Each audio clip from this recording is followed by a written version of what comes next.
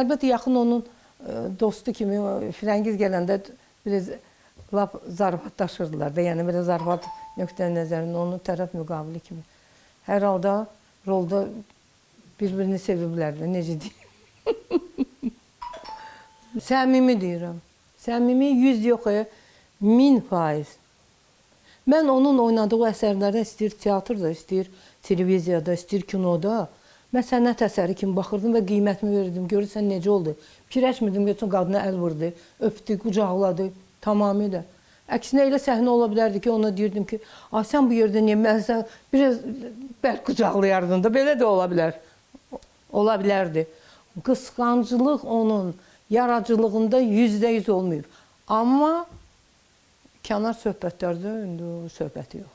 Mən ümumiyyətlə 10-15 il bizim evliliyimiz müddətində mən bilmirdim ki,